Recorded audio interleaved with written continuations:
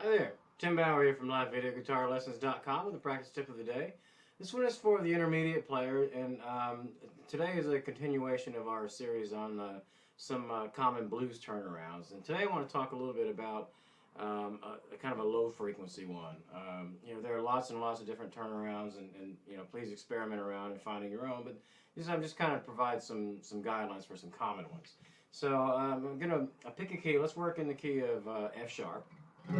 And by the way, I'm assuming that you already have a good handle on 12-bar blues. If not, jump over to the website www.livevideoguitarlessons.com, and I have some information and have some videos on 12-bar blues under the practice tips of the day blog tab, or just study up on some blues and get an understanding of 12-bar blues.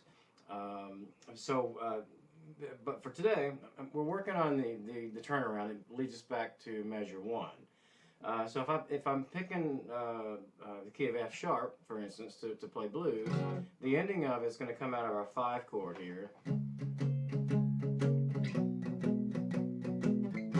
the F sharp would be our 1 chord. So our 5 chord would be C sharp, and our 4 chord would be B. All right, so to give us kind of a low frequency turnaround, we're gonna for measure number 12, we're gonna hit the F sharp chord to establish the chord for the measure. And what I'm gonna do, we're gonna jump up past our 5 chord, and we're gonna play an interesting interval, a 6th interval, and we're gonna walk it down a half step at a time down to our 5 chord. So if we hit our 1 chord here, we're gonna usually slide up to these. So I'm gonna slide up past my 5 chord, which would be C sharp. I'm gonna slide all the way up to, as far as the root note is concerned, up to E. And my 6th, the note for my 6th interval is down here on the 3rd string. So it's this C sharp note here. All right, so I'm gonna kind of slide up, and what I'm doing, I'm strumming, but I'm muting the 4th string in between my fingers by leaning my 2nd finger over. So what we're gonna do, and then from there, I'm going to go down below the 5 chord and walk up a half step at a time. Instead of walking down like we just did, we're going to walk up, and it gives kind of a nice bookend kind of thing. I'm going to walk up, and this is the root note for my 5 chord, my C sharp chord. And then I'm going to throw this in there as a dominant 7th chord. So the whole thing sounds like we're coming out of the end of it. I do it a little slower. This is kind of a slow blues kind of thing.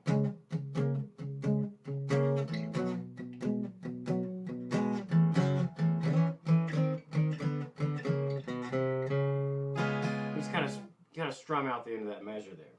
So again, jumping up for this particular rhythm, I'm jumping up 3 half steps above the root note of my 5 chord. So that's going to take me up to E. I'm going to catch my 6th interval here. Back up a half step. I can get my fingers where you can see it. There's that. That's my C sharp note.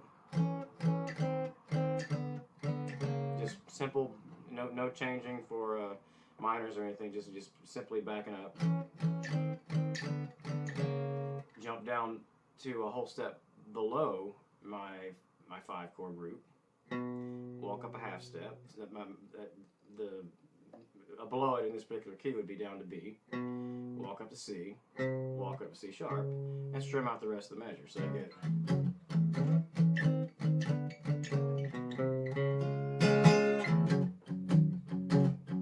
So anyway, just kind of want to give you some ideas there. There are, just tons and tons and tons of different turnarounds you can do. Just want to get you kind of thinking about some different ones. So anyway, thanks for tuning in for this practice tip. Hopefully that helps. Tune in again tomorrow for another one, and I will see you then. Thanks. Bye.